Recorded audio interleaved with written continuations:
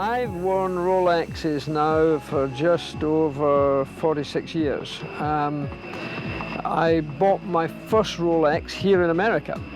When I did the Indy 500 in 1966, I was driving for a Texan called John Meekum from Houston, Texas. And I dreamt about having a Rolex watch. I mean, it was just a big thing in my head. And because I was being paid quite well to do the Indy 500, I said, finally, I'm gonna break out. So I just said it to John mildly, and he says, I know a really good Rolex dealer in Houston. I'll get you the price, and I'm sure he'll be very generous for you because he knows you're going to drive for me, and he was a big Rolex fan himself. So I bought my first Rolex, a gold day-date with President bracelet, and that was the beginning.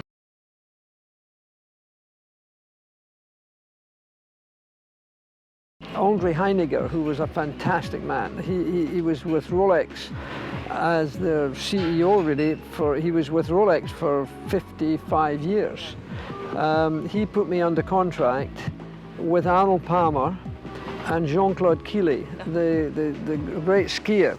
He won the giant slalom, the slalom, and the downhill.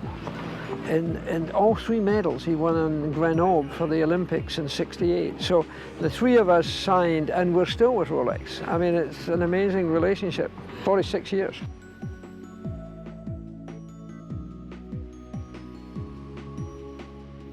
I think the Daytona, I've got a rose gold Daytona and rose gold bracelet. So that's, I like that. The day-date for me is still classical, in whatever color. This is nice, the green, and this is relatively new for me. But the other thing I wear a lot of is a stainless steel GMT Master. It's a beautiful watch.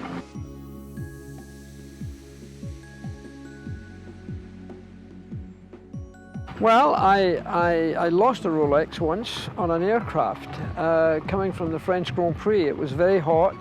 I was traveling from Rouen I had gone to Paris to catch the plane to Geneva. And I took it off, the girl first class gave me a wet towel. I took my watch off to wipe my wrist. I put it down. Somebody distracted me.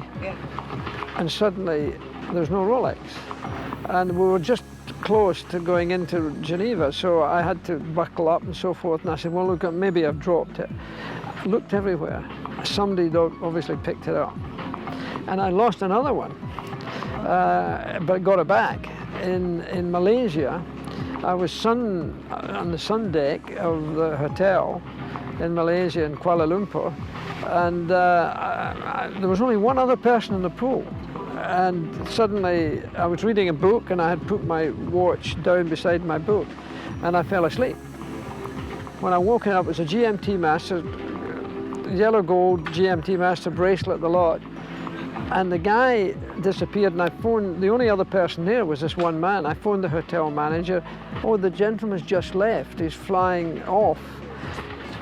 The police came, and they knew the client's name from the hotel. They traced him. He was already on a flight to Hong Kong, and when he got off the flight in Hong Kong, the police met him and got the watch.